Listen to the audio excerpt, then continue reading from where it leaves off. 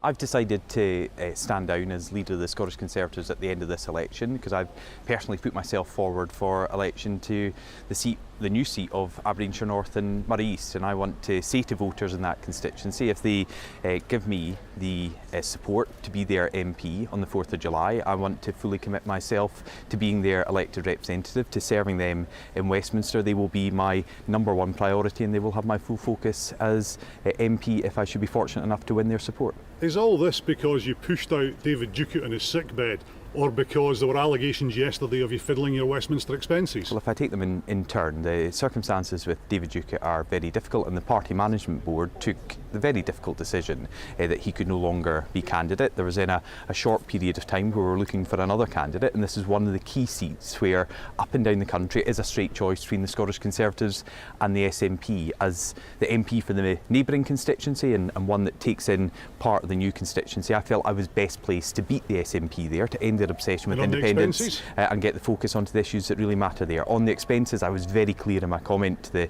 paper yesterday. I have only ever claimed expenses in line with my parliamentary duties and getting to and from Westminster. They have been accepted by IPSA, but if IPSA or anyone else wants to scrutinise them further, I'm very comfortable with them doing that. So you're confident that you've done nothing wrong on that front? Very confident. Are you hedging your bets between Holyrood and Westminster? That's what it looks like. No, I want to be the MP for Aberdeenshire North and Moray East. I was on the doors there over the weekend. But you don't want to be the MSP for the Highlands and Islands anymore? Well, as I say, I've put myself forward to be the MP for Aberdeenshire North and Moray East, a constituency that part of the area I've represented not just in Holyrood and at Westminster, but back in 2007 as their local councillor. So I'm going out seeking the support of local people to beat the SNP there and to be a strong and passionate advocate for that part of the country in the UK Parliament. And if you win, then you'll stand down as an MSP. Why not just stand down as an MSP now and show some confidence? Because I've been a representative for part of this constituency and region since 2007. First of all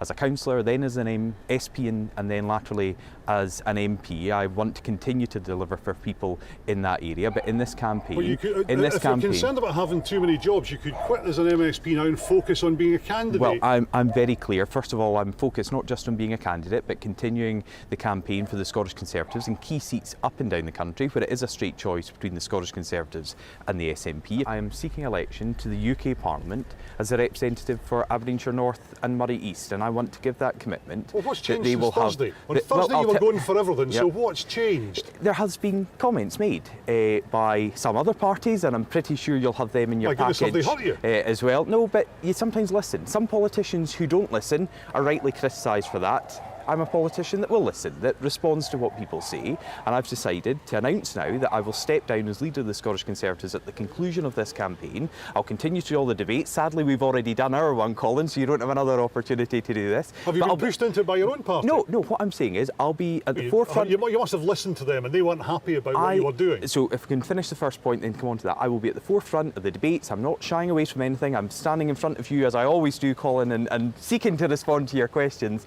In terms of my group and others, there have been comments in the papers that have shown that people were unhappy with the decision I took, so I've listened to them. Do you think, as some of your colleagues suggest, you owe David Duguid an apology? Well, I think the circumstances surrounding David Duguid's illness and his bid to continue to be an MP and the decision of the party management board for him not to go forward as our candidate have been very, very difficult for everyone involved. Do you think you owe an apology though? Well, I think it's up to the party management board to take these decisions, which I wasn't part of. Yeah, I've reached out to David and I hope we can continue to have some dialogue.